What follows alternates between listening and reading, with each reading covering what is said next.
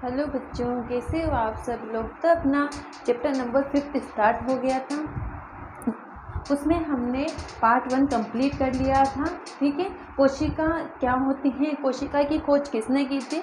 कोशिका की खोज 1665 में रॉबर्ट हुक ने की थी। उन्होंने माइक्रोस्कोप से देखा कि कोशिका की संरचना कैसे होती है, मधुमक्खी के छत्ते के समान होती है। जैसे मधुमक्खी के छत्ते में कोष्ठ उपस्थित होते हैं, उसी प्रकार हमारी कोशिका में भी कोष्ठ उपस्थित होते हैं।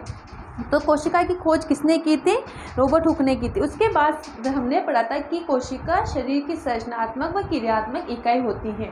क्या होती है, शरीर की संरचनात्मक और क्रियात्मक इकाई होती है। तो मैंने बताया था कि शरीर के विभिन्न भागों का निर्माण कौन करती है, कोशिका करती है ना। जब हमें कहीं चोट लग जाती है तो वो जो घाव होता है थोड़े दिन बाद अपने आप भर जाता है।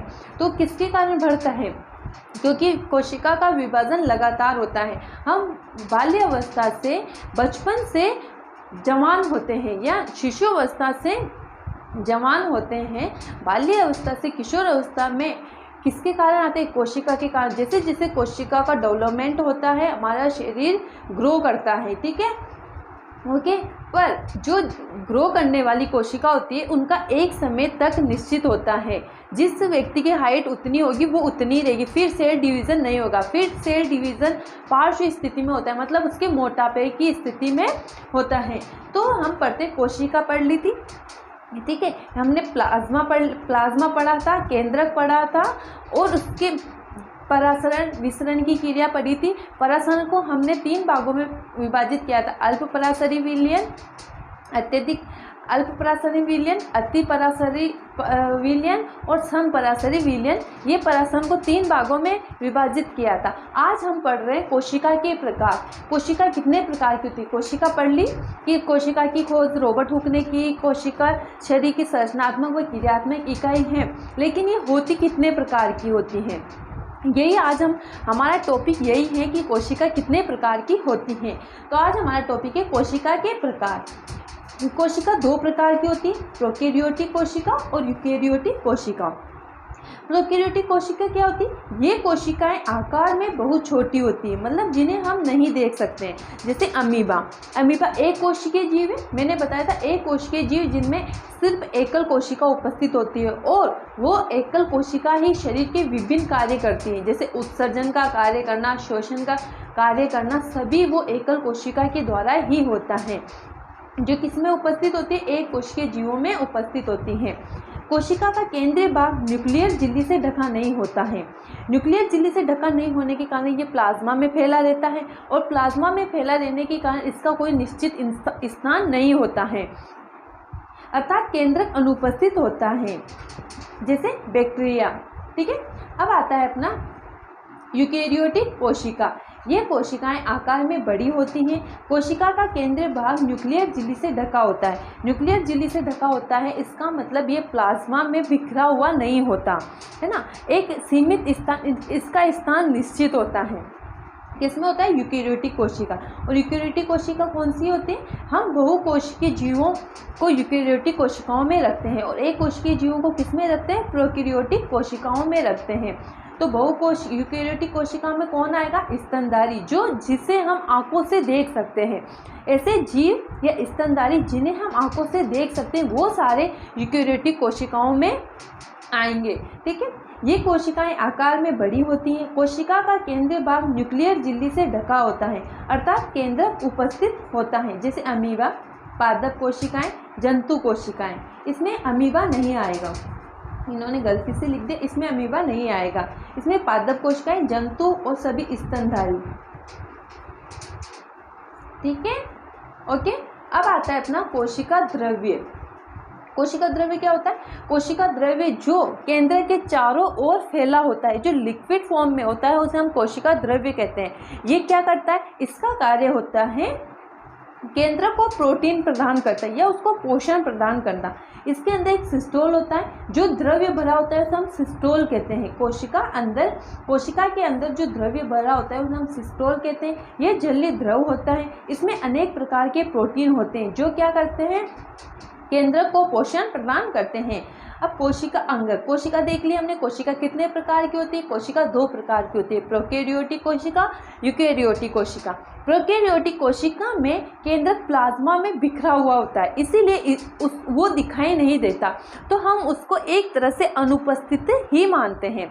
जबकि यूकैरियोटिक कोशिका में केंद्रक न्यूक्लियर झिल्ली से घिरा होता है, उसका एक फिक्स स्थान होता है, उसके चारों ओर कोशिका द्रव्य होता है जिसे हम सिस्टोल कहते हैं, जो उसको प्रोटीन प्रदान या पोषण प्रदान करता है। अब आता है अपना कोशिका अंग। कोशिका के अंग होते हैं जो कोशिका के लिए विभिन्न कार्य करते हैं, है ना।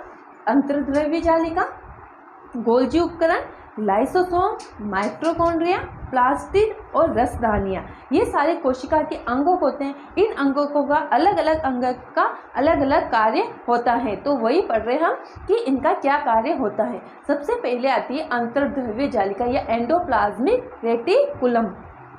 ठीक है, यह झिल्ली युक्त नलिकाओं तथा शीट का विशाल तंत्र होता है। ये 2 प्रकार की होती हैं, चिकनी अंतर्द्रव्य जालिका और खुरदरी अंतर्द्रव्य जालिका। ठीक है, ये देखो सबसे पहले अपना चिकनी अंतर्द्रव्य जालिका, ये झिल्ली एवं नलिकाओं से बनी होती हैं।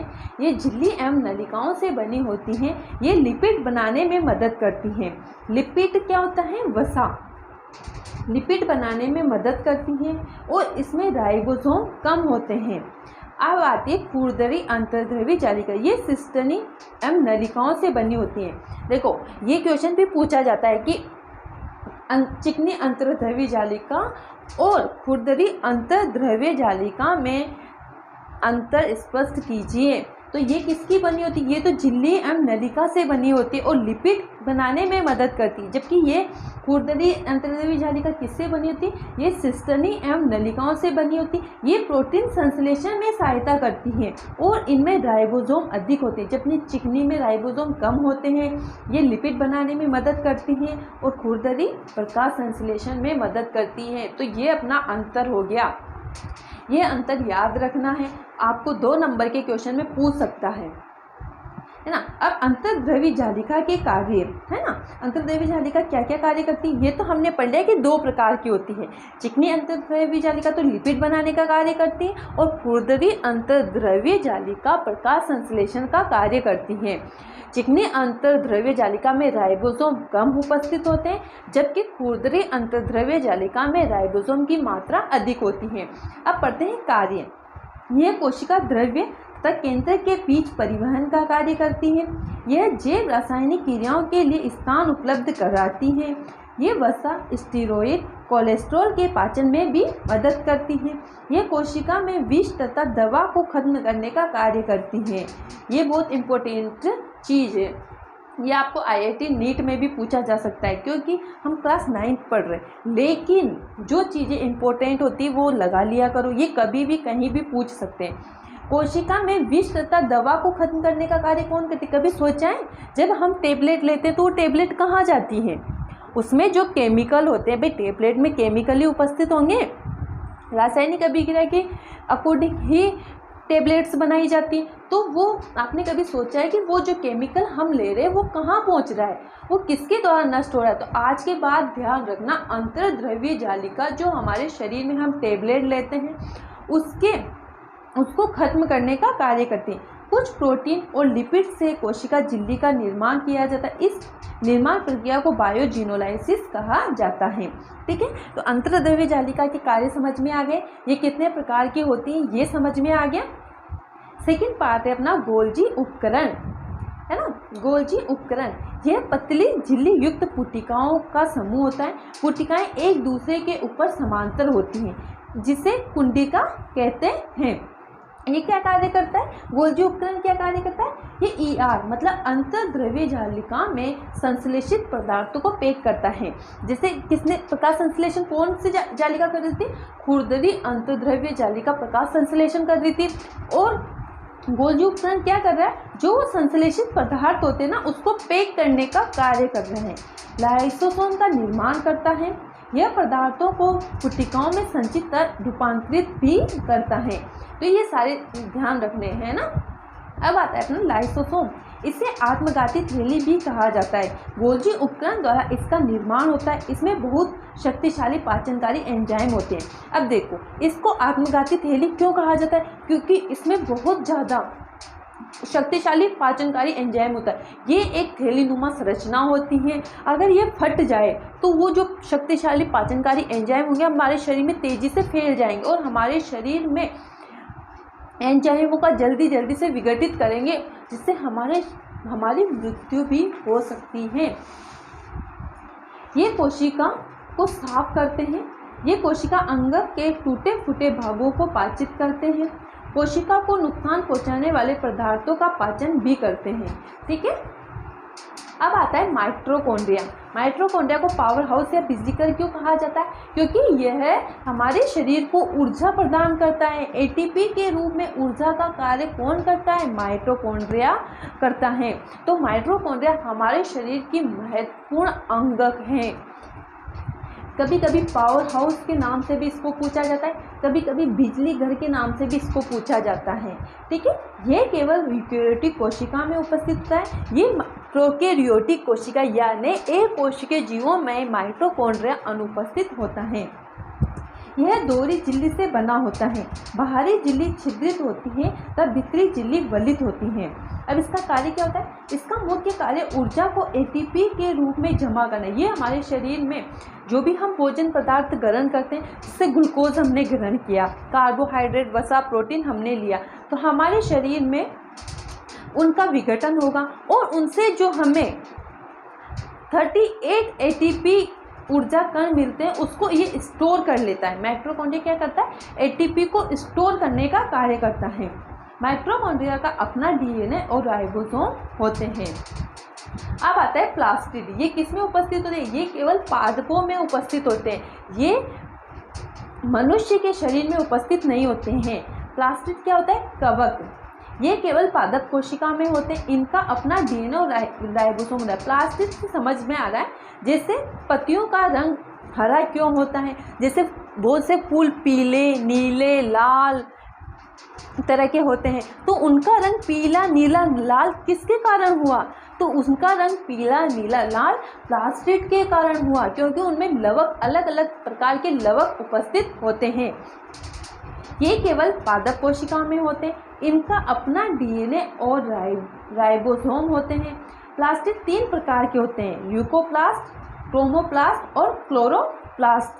ठीक है, ल्यूकोप्लास्ट में कौन सा रंग होता है? ये सफ़ेद रंग के होते हैं और ज़मीन के नीचे वाली कोशिकाओं में पाए जाते हैं। मतलब कहाँ पाए जाते हैं? ये रूट में, जड़ों में पाया जाता है। जैसे ज़मीन के अंदर कौन कौन सी चीज़ें बैठती है? जैसे शक्करकंद हो गया, है ना, इनमें क्या पाया जाता है? ल्यूकोप्लास्ट पाया जाता है। क्रोमोप्लास्ट किसे कहते हैं? ये लाल व भूरे रंग के होते हैं और तने वाली कोशिकाओं में पाए जाते हैं, है ना। क्लोरोप्लास्ट ये हरे रंग के होते हैं जो ऊपरी कोशिकाओं में पाए जाते हैं। मतलब हरे रंग के मतलब पत्तियों में पाया जाता है। क्लोरोप्लास्ट के कारण ही पत्तियों का रंग, या क्लोरोफिल के कारण ही पत्तियों का रंग हरा होता है। अब देखो प्लास्टिड के कार्य। क्रोमोप्लास्ट, क्लोरोप्लास्ट यह सूर्य तथा CO2 की उपस्थिति में प्रकाश संश्लेषण की क्रिया से भोजन का निर्माण करते हैं। क्योंकि क्लोरोप्लास्ट में क्या होता है? हरे रंग के होते हैं और हरा रंग यानी क्लोरोफिल के कारण होता है। क्लोरोफिल तथा CO2 और प्रकाश की उपस्थिति में भोजन या प्रकाश संश्लेषण की क्रिया से भोजन का निर्माण करते हैं। जबकि ल्यूकोप्लास्ट क्या होता है? ये प्रोटीन, तेल तथा वसा का भंडारण करता है। अब आती है अपनी रसदानियाँ। रसदानियाँ क्या होती है? रसदानियाँ ठोस एवं तरल पदार्थों की संग्राहक थैलियाँ होती हैं। इनका आकार पादप कोशिकाओं में बड़ा तथा जंतु कोशिकाओं में छोटा होता है। एक कोशिका जीव जैसे अमीबा की रसदानी में खाद्य पदार्थों का संग्रह किया जाता है। इनके कार्य, ये विभिन्न पदार्थों के संग्रह का कार्य करते हैं, जैसे अमीनो अम्ल, शर्करा, कार्बनिक अम्ल और प्रोटीन। जैसे हमारे शरीर में रसदानियाँ होती हैं, वो किसका संग्रह करती है? जैसे अमीनो अम्ल। देखो माइटोकॉन्ड्रिया होता है, वो तो क्या करता है? जैसे हम ग्लूकोज वगैरह ग्रहण करते हैं उसमें ATP का संग्रहण करता है। जबकि जो रसदानियाँ होती हैं ना, वो अमीनो अम्ल, कार्बोहाइड्रेट, वसा, लिपिड जो भी होता है उनका सबका संग्रह कहाँ होता है? रसदानियों में होता है। कोशिकाओं को कठोरता प्रदान करती है। अतिरिक्त जल तथा अपशिष्ट पदार्थों को कोशिका से बाहर निकालने का कार्य भी रसदानियों द्वारा ही होता है। अब अपना लास्ट टॉपिक है राइबोसोम। यह सूक्ष्म कण है जो अमीनो अम्ल से प्रोटीन संश्लेषण करवाता है। अमीनो अम्ल से प्रोटीन संश्लेषण कौन करवाता है? राइबोसोम करवाता है। सभी तरह के प्रोटीन का निर्माण राइबोसोम द्वारा ही किया जाता है। यह अंतर्द्रव्यी जालिकाओं की सतह पर माइटोकॉन्ड्रिया में तथा क्लोरोप्लास्ट में पाए जाते हैं। अंतर्द्रव्यी जालिका ये होती हैं जिनके ऊपर एक सूक्ष्म कण बिंदु नुमा संरचना होती है, उन्हें हम राइबोसोम कहते हैं। तो ये हमारा 5th चैप्टर हुआ कंप्लीट। हमने इसके सारे टॉपिक कंप्लीट कर लिए हैं। आपको नोट्स बनाना है, मेरे साथ साथ चलना है। देखो हमारे 5 चैप्टर कंप्लीट हो गए। आप ऐसे नोट्स नहीं बनाओगे तो आपको बहुत ज़्यादा लास्ट में जाके बहुत ज़्यादा लिखना पड़ सकता है। तो आप मेरे साथ साथ चलो, मैं आपको नोट्स बना के दे रही हूँ। आप पूरे यूट्यूब पे देख लो ना, ऐसे नोट्स कहीं नहीं मिलेंगे। ठीक है, टीचर समझाते हैं लेकिन लिखवाते नहीं है, तो मैं आपको लिखवाने और समझाने दोनों का काम कर रही हूँ। अगर आपको वीडियो मतलब अगर कुछ समझ में ना आए तो आप कमेंट बॉक्स में लिखिए ना, आपको हर चीज़ का जवाब मिलेगा। ठीक है, ओके, थैंक यू।